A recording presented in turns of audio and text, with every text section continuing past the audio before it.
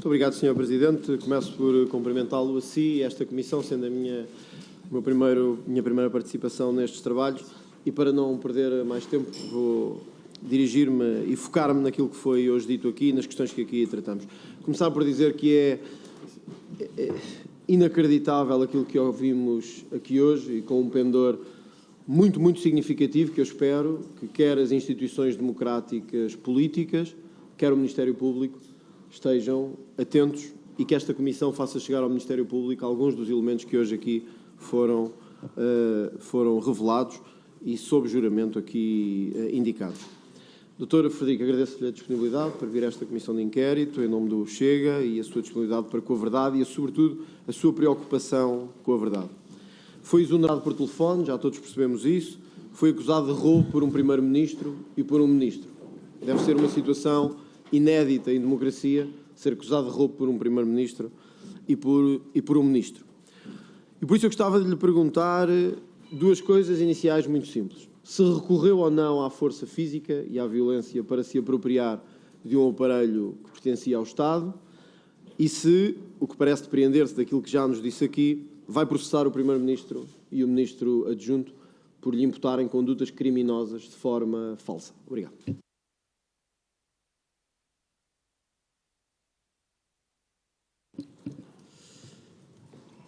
Muito obrigado, Sr. Deputado. Eu, de facto, acho necessário e justo esclarecer o que aconteceu, até porque, como referi, nas últimas 3 semanas, o Governo, o Ministério das Infraestruturas, o Sr. Primeiro-Ministro e o Sr. Ministro das Infraestruturas fizeram acusações injuriosas, difamatórias e inadmissíveis. Eu trabalhei no dia 26 de abril. Nessa noite, como referi, às 20h40, o Sr. Ministro das Infraestruturas, Dr. João Galamba, liga-me e comunica-me que estou despedido. Nesse momento, o Sr. Ministro das Infraestruturas dirigiu-se a mim em termos absolutamente impróprios numa relação laboral. Foi um choque. A chamada dura 1 minuto e 22 segundos e em momento algum me é referido qualquer despacho de exoneração, nem qualquer impedimento de acesso ao Ministério das Infraestruturas. A palavra exoneração não foi sequer utilizada e não me é apresentado qualquer impedimento de acesso às instalações do Ministério. Estava perto de Sete Rios quando recebo o referido telefonema. Estou a dirigir-me de bicicleta para casa e a caminho fico ao Ministério das Infraestruturas. Decido ir ao Ministério recolher os meus pertences para não ter de voltar mais ao gabinete no dia seguinte. Não faço qualquer desvio no meu caminho para ir ao Ministério. Ainda hoje, passo quase todos os dias pelo Ministério das Infraestruturas, porque faz parte de um dos meus trajetos cotidianos. E entro no Ministério das Infraestruturas como sempre o tinha feito nos 4 anos anteriores. Ninguém me proibiu de entrar, nem mesmo o segurança do edifício. Não houve nenhuma ordem para me impedirem de entrar no edifício. Subo ao 4º piso, onde se situa o Ministério das Infraestruturas, e vejo a doutora Paula Lagarde, assessora de imprensa, a vigiar a minha sala. Estava claramente à espera que eu fosse ao Ministério, mas o computador estava no mesmo sítio. Ninguém o tinha retirado do local. A doutora Paula Lagarde estava tensa e nervosa. Quando me vê, diz, de forma muitíssimo exaltada, para me dirigir ao gabinete da senhora chefe de gabinete, doutora Eugénia Correia. Repete 2 vezes. Em ambos os casos, eu recuso e digo que vou arrumar as minhas coisas e que me vou embora. O computador estava em cima da minha secretária, repito, onde sempre estava. Não tinha sido removido. Nesse momento, a doutora Paula Lagarde começa a gritar e a chamar a doutora Eugénia Correia, dizendo que eu não queria ir ao gabinete dela e que estava a levar o computador embora. Numa questão de segundos, chegam ao meu gabinete a doutora Eugénia Correia e a engenheira Cátia Rosas. A senhora chefe do gabinete diz-me que eu não vou levar o computador do Ministério. O ambiente é tenso e o tom ameaçador. Nesse momento, a doutora Eugénia Correia agarra a minha mochila, onde estava o computador, e a doutora Paula Lagarde e a engenheira Cátia Rosas procuram agarrar-me os braços e empurram-me com o intuito de me fazerem largar a mochila. Não largo. E nesse momento chega a doutora Rita Penela, igualmente assessora de comunicação, que também tenta agarrar e agarra a minha mochila. Neste momento, tenho 4 membros do gabinete do Ministro das Infraestruturas a agarrarem-me e a empurrarem-me e a procurarem tirar-me a mochila, numa situação completamente absurda e quase surreal. Sublinho, neste ponto, que há mesmo um comunicado que foi enviado pelo Ministério das Infraestruturas para as redações, em off, onde se admite isto mesmo. Foram as pessoas do Ministério das Infraestruturas que se atiraram para cima de mim, com o objetivo de me tirarem a mochila. Posso distribuir esse comunicado pela CPI, se assim o entenderem. Ordeno aos gritos para me largarem. Não o fazem e eu liberto-me e de imediato vou para a garagem, pelas escadas, que se situa no piso -1. Tento abrir a porta da garagem, mas percebo que me trancaram dentro do edifício. De imediato, ligo à PSP, às 21h02, e relato o que se tinha sucedido. Peço ajuda para me libertarem do edifício onde me prenderam. A PSP indica que vai enviar ajuda. Senhor Presidente, senhoras e senhores deputados, detenho neste ponto do relato para salientar que não houve qualquer agressão da minha parte. Fui agarrado por 4 pessoas que me tentavam impedir de trazer a minha mochila, liberto-me em legítima defesa e chamo a polícia. Reforço este ponto. Fui eu que chamei a polícia às 21h02, logo a seguir a me ter conseguido libertar das 4 pessoas que me agarravam, empurravam e me queriam tirar a mochila. E faço porque sou o agredido e não o agressor. E tenho um relatório médico, onde estão descritos os ferimentos que o comprovam. Que me provocaram, aliás. Nesse momento, pego na minha bicicleta e subo pelas escadas ao piso 0, onde se encontra a entrada principal. Tento sair, mas, como suspeitava, também essa porta está trancada. O segurança recusa-se a abrir a porta, porque diz ter recebido ordens para fechar o edifício. Estou, nesse momento, muito aflito, porque percebo que estou sequestrado no Ministério, tinha acabado de ser maniatado por 4 pessoas, estou completamente sozinho e ninguém me vem ajudar. Discuto com o segurança, que se recusa de forma persistente a abrir a porta. Ao contrário do que foi publicamente difundido, não há nenhum vidro partido, com uma bicicleta ou com qualquer outro objeto. Aliás, 3 dias depois do incidente, realizou-se uma conferência de imprensa no Ministério das Infraestruturas, na qual participaram dezenas de jornalistas que entraram no edifício pela porta por onde, supostamente, eu teria partido um vidro. E no Ministério das Infraestruturas, na entrada, apenas existem portas de vidro. Ninguém viu nada partido, pela simples razão de que essas alegações são falsas. Cerca de 20 minutos depois de ter chamado a PSP, volto a subir ao 4º piso para arrumar outros bens pessoais que não tinha tido tempo de arrumar. E entro na minha sala e não está lá ninguém. Retiro o computador da mochila e todos os outros bens. Neste momento, chegam 4 elementos da PSP que eu tinha chamado. Relato à PSP o que se tinha passado. Arrumo as minhas coisas na mochila e arrumo o computador em frente aos elementos da PSP. Fim do relato, um agente da PSP recolhe os meus dados e pergunta-me se pretendo apresentar participação. Respondo nos seguintes termos: não. Eu só quero ir para casa ter com a minha família. Os agentes da PSP informam-me que tenho 6 meses para efetuar uma participação, mas a minha única intenção era sair do Ministério e deixar o sucedido para trás. Estou com os agentes da PSP cerca de 10 minutos no Ministério das Infraestruturas, a 2 metros das casas de banho. Ninguém saiu das casas de banho nesse momento. O Ministério das Infraestruturas tornou pública a informação de que as pessoas que estariam escondidas nas casas de banho, o que, tendo em conta que eu estava a tentar sair do Ministério, faz pouco sentido, souberam pelo telefone que eu estava no 4º piso, acompanhado da PSP que eu tinha chamado. Estas 4 pessoas não tiveram aqui uma oportunidade de ouro para me denunciarem à PSP em frente aos agentes? No Expresso desta semana, lê-se que a PSP, quando chegou ao 4º piso, procurou pessoas presentes. Fez-se ouvir, mas ninguém respondeu. Fico, sinceramente, com a dúvida se as 4 pessoas estavam realmente escondidas de mim, que tinha chamado a polícia por ter sido maniatado e sequestrado no Ministério das Infraestruturas, ou se estavam, na verdade, escondidas da PSP. De seguida, deixo no elevador, acompanhado de 2 dos 4 agentes da PSP, que dão ordem ao segurança para abrir a porta. Saio do Ministério sem pressa, de bicicleta, com uma mochila pesada nas costas e com um livro na mão. Por tudo isto, ando lentamente na bicicleta a caminho de casa, ao contrário da narrativa disseminada publicamente. Creio que fica claro que não fujo do Ministério após ter roubado um computador. Saio do Ministério lentamente, após a PSP me ter aberto a porta, acabando, dessa forma, o meu surreal sequestro dentro do edifício. Senhor Deputado, com tudo o que acabo de descrever, quero deixar novamente claro: não agredi ninguém, libertei-me em legítima defesa de 4 pessoas e chamei de imediato a polícia. Não roubei, furtei ou fugi com o computador do Ministério das Infraestruturas.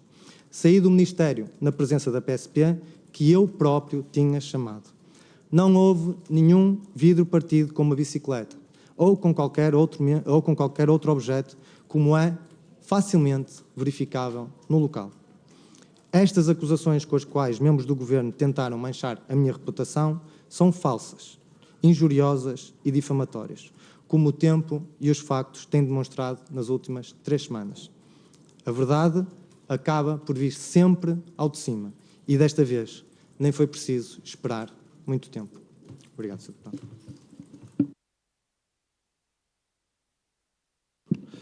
Obrigado, Dr. Frederico.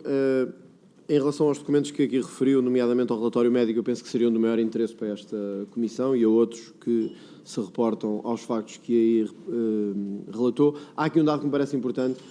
O crime de sequestro é um crime público e eu penso que, nos termos do regime jurídico dos inquéritos parlamentares, esta Comissão deve dar conhecimento ao Ministério Público dos factos que acabou de relatar, para que o Ministério Público, sem necessidade de qualquer participação sua em 6 meses, ou em 10, ou em 20, possa levar a cabo esta ação criminal, porque, repito, o crime é público e o Ministério Público deve pegar no que aqui foi dito nesta Comissão Parlamentar de Inquérito. Em todo o caso, Dr. Frederico, há uma questão que me parece aqui importante também. Já percebemos o contexto espacial e físico em que a ação ocorreu. Pergunto-lhe se, quando o Ministro João Galamba o contacta para o exonerar, sem qualquer despacho, sem referir a exoneração, usa alguma ameaça física e se a expressão que ficou tornada pública, se estivesse ao pé de mim, levaria 2 socos, ou algo parecido lhe foi transmitido por telefone, porque isso é importante para esta Comissão de Inquérito.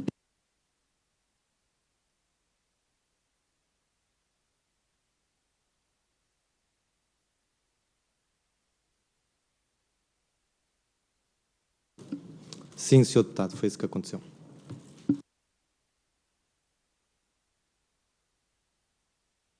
Muito obrigado, Sr. Presidente. É importante termos esta informação registada também. Sr. Deputado, eu nunca vou interromper. Certo, já percebi, Sr. Presidente. Obrigado. Dr. Frederico Pinheiro, uma das expressões que utilizou durante a sua intervenção, penso que a qualquer deputado nesta sala deixa particularmente perturbado, aos juristas deixará triplamente perturbado. Disse, penso que a expressão é esta, corrija-me se estiver enganado, o Dr. Eugénio ordenou então uma intervenção no meu telemóvel. Isto é de uma gravidade extrema e eu gostava de saber, e penso que esta Comissão de Inquérito tem que saber, a que título é que uma chefe de gabinete ordena uma intervenção no seu telemóvel, que intervenção foi essa e o que é que apagou, e que serviço é que levou a cabo, se foi o SEGER ou se foi outro, que serviço é que levou a cabo qualquer intervenção no seu telemóvel, porque isso é uma medida exclusivamente judicial e de polícia. E por isso gostávamos de saber que tipo de intervenção foi, quem deu a ordem e quem a executou. Sr. Deputado, o que aconteceu foi o que eu referi e tentei relatar com o máximo pormenor. Naquele dia, na manhã de 6 de abril, recordo, é o dia seguinte à noite em que eu envio o comprovativo ao Dr. João Galamba, Sr. Ministro das Infraestruturas, de que o próprio tinha dado autorização e aprovado a participação da CEO da TAP na reunião do dia 17 de janeiro. A senhora chefe de gabinete pede-me para procurar todas as comunicações com a engenheira Cristina. Eu falava maioritariamente com a engenheira Cristina ou ao telefone ou por mensagens de WhatsApp que tinha esse mecanismo de se apagarem todas as semanas automaticamente. Nesse momento, a doutora Eugénia Correia insiste para eu procurar mais informação e pede a um técnico de informática que existe no gabinete para se tentarem recuperar essas mensagens. O resultado dessa intervenção foi o que eu relatei, Sr. Deputado. O Dr. Frederico consentiu em que esse técnico acedesse ao seu telefone? Com certeza, Sr. Deputado. É um telefone também de serviço e eu não tinha interesse nenhum em esconder qualquer tipo de informação ou de comunicação e tentei cooperar sempre que me foi solicitada essa cooperação. Pensa que foi apagada alguma informação dessa intervenção que foi feita no seu telefone? Foi apagado todo o registro que eu tinha no meu telefone dos documentos e conversas do WhatsApp anteriores à manhã de 6 de abril deste ano. Sr. Presidente, mais uma vez, nos termos do regime jurídico dos inquéritos parlamentares, peço que fique em ato e que seja comunicado ao Ministério Público a destruição de elementos de natureza profissional e pessoal sem autorização judicial para que o Ministério Público faça o devido percurso em termos de ação penal. Dr. Frederico, sabemos hoje que houve não uma, mas duas reuniões, graças à sua intervenção, de preparação com a ex-CEO da TAP para a preparação de um agendamento que tinha sido feito pelo Chega. Nessa reunião, quando confrontado, o Ministério das Infraestruturas respondeu que teriam estado nessa reunião várias pessoas e ocultou o nome dos deputados do Partido Socialista em ofício de vários números. Um deles é o 1035, mas há o 937, se não me engano também, de resposta a esta comissão de inquérito. Pergunto-lhe se é verdade que dois senhores deputados do Partido Socialista, um deles já referido, e outro, o deputado Carlos Ribeiro Barbosa, portanto, se os deputados Carlos Pereira e Carlos Ribeiro Barbosa estiveram presentes nessas duas reuniões. Sr. Deputado, eu apenas tenho registro da presença do Sr. Deputado Dr. Carlos Pereira.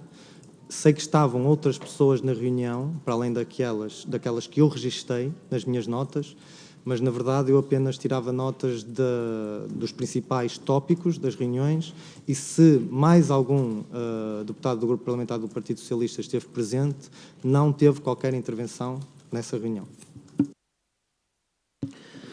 É verdade, Dr. Frederico, que avisou o Ministro João Galamba da existência dessas notas da reunião a 5 de abril e, nessa altura, cito, todos consideraram que, sendo algo informal, não seria de revelar, mesmo a esta comissão de inquérito. Queria-lhe perguntar diretamente se esse todos inclui o Ministro João Galamba. Sr. Deputado, nessa reunião, a reunião era dirigida pela doutora Eugénia Correia, chefe do gabinete, e pelo Sr. Ministro das Infraestruturas, Dr. João Galamba, que era quem tomava e quem toma as decisões políticas. Mais ninguém toma decisões no gabinete. Depreendo, Dr. Frederico, que isso é um sim. O Ministro João Galamba disse para não se enviar estas notas a esta comissão de inquérito. Sr. Deputado, essa indicação foi dada pela senhora chefe do gabinete na presença do Sr. Ministro.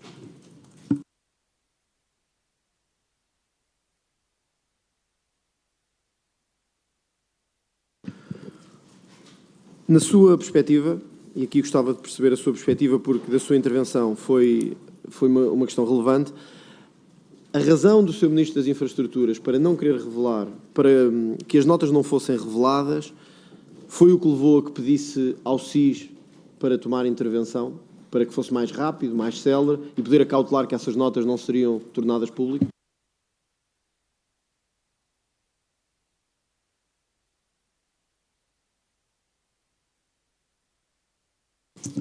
Sr. Deputado, eu apenas posso repetir aquilo que disse na minha intervenção. Obviamente que é uma suposição e acredito que se o propósito fosse, se estivesse relacionado com os documentos classificados, que obviamente teriam tido o cuidado de recuperar o telemóvel onde estavam documentos classificados e isso não foi feito.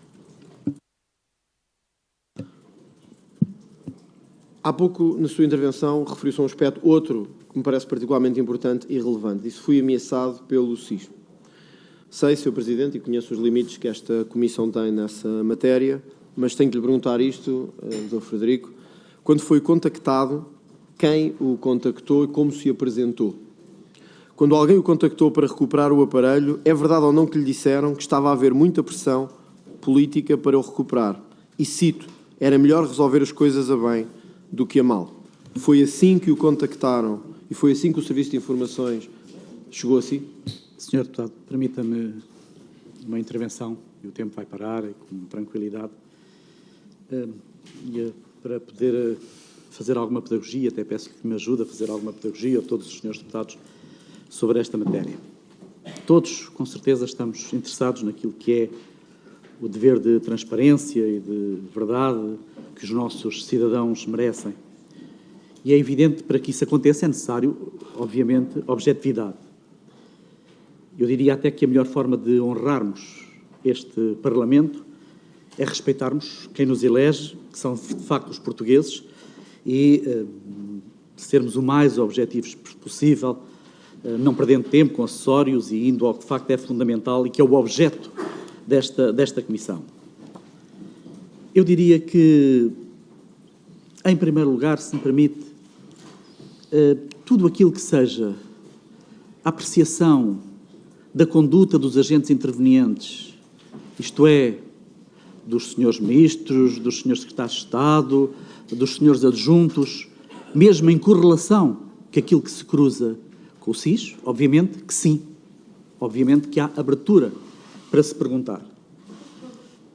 O mesmo já não acontece sobre matéria interna que diga respeito ao SIS, da sua funcionalidade e da sua orgânica interna, como o senhor deputado muito bem sabe, está em matéria de segredo de justiça, na primeira comissão até à porta fechada, e que, obviamente, das perguntas que fez, há uma pergunta que tem essas características, que foi com quem contactou o SIS. Se me permite, todas as outras são legítimas, essa não. Muito obrigado.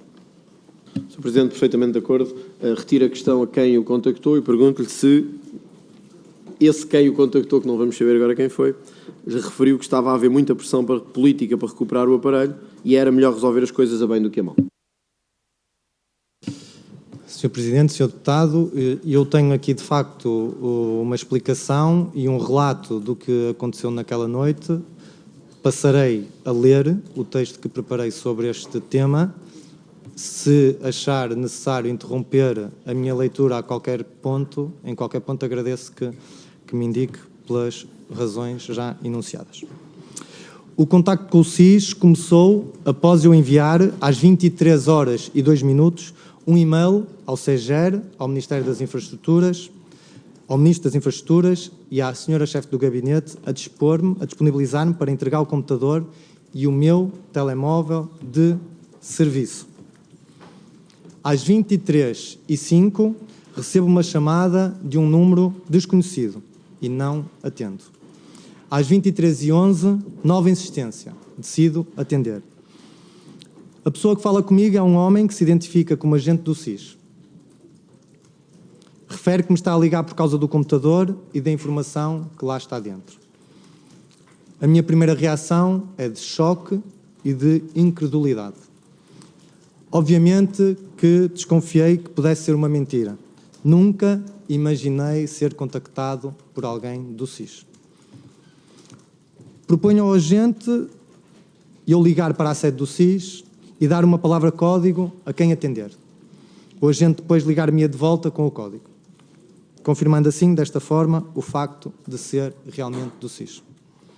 Faço o contacto com a sede do SIS às 23h16. Sou contactado com a palavra código pelo agente do SIS às 23h39. Nesse momento, as minhas dúvidas já se tinham adensado sobre a legitimidade do SIS vir buscar o computador. Tenho juristas na família que me estavam a alertar para o facto de o SIS estar a extravasar os seus poderes. Dou nota destas inquietações ao agente e, nesse momento, o mesmo refere que está a ser muito pressionado de cima, que eu sei que há informação classificada no computador e o que melhor é resolvermos isto bem porque depois tudo se pode complicar. Esta ameaça é repetida mais 2 vezes ao longo das conversas que tive com o agente. Respondo ao agente que sei perfeitamente o que é que está no computador, que é informação da TAP e não de outro tipo. Que eu próprio já me tinha voluntariado para entregar o computador e que, sabendo da importância da informação que estava no computador, eu não podia, pura e simplesmente, entregar o computador sem ter nenhum comprovativo da entrega. O agente do SIS indica-me claramente que se eu entregasse o computador, nunca mais ouviria falar do mesmo. Confio, mas peço para entregar o computador na presença de uma familiar, que é a Procuradora-Geral Adjunta. Nesse momento, o agente do SIS fica preocupado e diz-me que eu estou a escalar, utilizou esta expressão, e rejeita a solução. Diz que o melhor é resolvermos isto apenas entre os dois, que se eu quisesse ter a certeza, até o poderia acompanhar à sede do SIS para efetuar a entrega no local. Por tudo isto, o telefonema dura 13 minutos e 22 segundos, devido a todas as dúvidas que eu tinha naquele momento. Peço ao agente para refletir 5 minutos. Passado esse tempo, voltamos a falar telefonicamente e falamos durante 5 minutos e 15 segundos. Durante essa chamada, o agente volta a assegurar-me de que nunca mais ouviria falar do computador. Fica combinado que entregaria o computador na minha rua. Saio de casa sozinho, encontro o agente no fim da minha rua. O agente identifica-se, cumprimentamos, o agente volta a referir que o assunto morre ali. Entrego o computador pela meia-noite. Senhor Deputado André Ventura, só para dizer que houve aqui um engano no dedo, tem 5,35. Tem já efetuados 5,35 mais aqueles 13 segundos. Obrigado, Sr. Presidente. Dr. Frederico, quando entregou o aparelho, já tinha acedido às informações que pretendia ou foi-lhe completamente bloqueado esse acesso anteriormente? Tem ou não alguma cópia que tenha feito durante o tempo que teve o aparelho consigo dessa informação antes de entregar o computador, neste cenário muito estranho, que eu mais uma vez peço à Comissão de Inquérito que faça chegar ao Ministério Público para os devidos efeitos, nomeadamente a atuação de um alegado agente dos Serviços de Informações?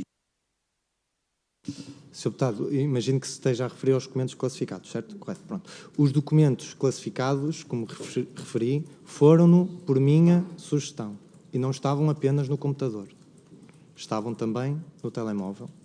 E tinha também cópias físicas desses documentos. Estamos a falar de documentos que eu consultava regularmente, faziam parte do meu trabalho. E, Sr. Deputado, não tenho nenhuma cópia desses documentos atualmente. Sr. Presidente, eu pergunto se é possível colocar o meu...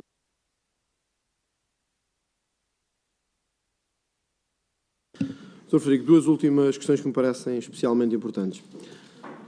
Disse que foi a seu título e parecer, foi a sua sugestão e parecer, disse na sua intervenção, que os documentos foram classificados. Esta parte é especialmente importante. Quem é que classificou o documento? Qual o grau com que foi classificado? Porque, como sabe, nos termos da legislação em vigor há vários tipos de classificação. E quando é que foi determinada essa classificação? Porque temos notícias que dizem que apenas foram classificados depois da comissão de inquérito. Não é estranho que só haja essa preocupação depois de se iniciar uma comissão de inquérito, parecendo que se está a querer esconder essa informação do público? O computador estava autorizado e protegido pelo Gabinete Nacional de Segurança para ter estes documentos, porque tudo isto é exigido na lei, para este tipo de documentos classificados.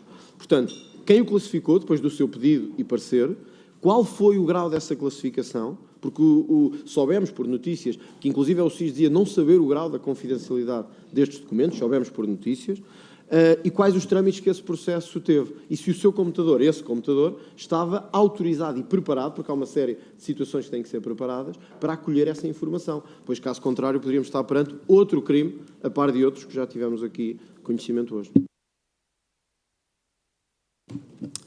Confirmo, Sr. Deputado, que os documentos apenas foram classificados após serem requeridos por esta Comissão Parlamentar de Inquérito. Digo também que é natural, e não poderia ser de outra forma, só eu é que poderia ter sugerido a classificação dos documentos por uma razão muito simples. E apenas eu, no gabinete, é que conhecia o conteúdo daqueles documentos. Como creio que sabem e consultaram, existem milhares de páginas de documentos relacionados com a TAP. E eu li praticamente todas essas páginas, portanto, só eu é que sabia o que é que estava na maioria dos documentos. Sugeri e indiquei à senhora chefe do gabinete a classificação de 10 documentos.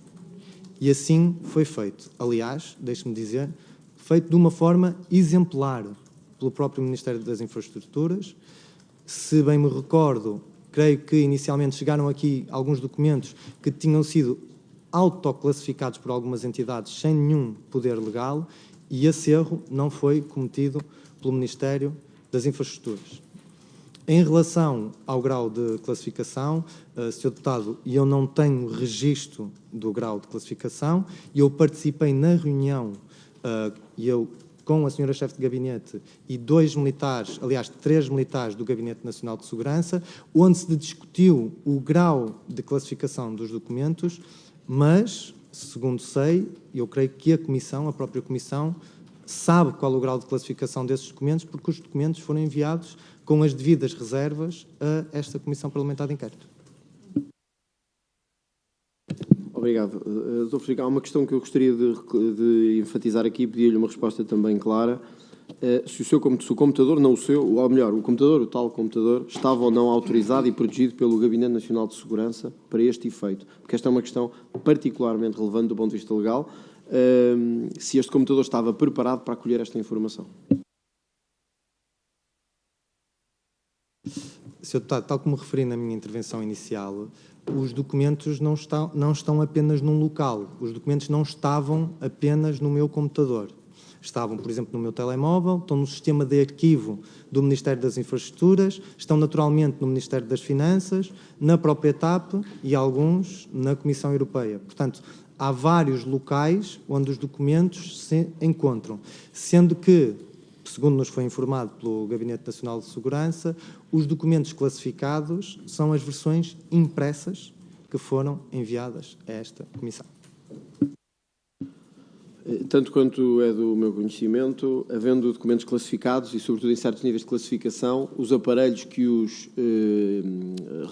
acolhem têm de ter todos, independentemente do número de aparelhos, têm de ter todos determinadas salvaguardas. Penso que é importante garantir que, neste caso, não sabemos se isso está a acontecer ou não, porque, sublinho, este não é apenas uma questão de irregularidade, pode ser uma questão de crime. Sr. Presidente, como penso que ainda tenho pelo menos 1 minuto para a minha intervenção final, não?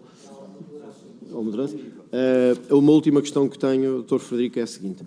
O Dr. Frederico teve a seu cargo o dossiê da TAP desde Pedro Nuno Santos. Portanto, já acompanhou o dossiê da TAP desde essa altura. Isso significa que acompanhou também a questão da indenização, Alexandre Reis, todo o processo de saída de Alexandre Reis da TAP. E há aqui 2 questões que são particularmente importantes. Uma, se no Ministério das Infraestruturas, visto que era o Dr. Frederico que acompanhava este processo, quando o Alexandre Reis tem aquela forma de sair da TAP, mas depois vai para a NAV e depois acaba a Secretária de Estado das Finanças, do Tesouro, mas no Ministério das Finanças, se não houve nenhum sinal de alerta no Ministério das Infraestruturas para este acontecimento. 2, se não achou estranho, depois de tudo o que aconteceu, ver alguém sair com esta indenização, acabar a Secretária de Estado do Tesouro, com o conhecimento que tem do dossiê e com a forma como tudo aconteceu. Mas, sobretudo, pelo seu conhecimento do espaço-tempo do Ministério das Infraestruturas, se não houve reação dos intervenientes, porque sei que lidava diretamente com o Secretário de Estado, que também vamos ouvir, com o ex-Secretário de Estado também vamos ouvir aqui, quando se vê que, afinal, Alexandre Reis vai parar ao Ministério das Finanças. Isso foi indiferente aos titulares políticos e a quem trabalhava no Ministério? Não houve uma reação a isso? Muito obrigado, Sr. Deputado. Sr. Dr. Frederico Pinheiro, faz favor.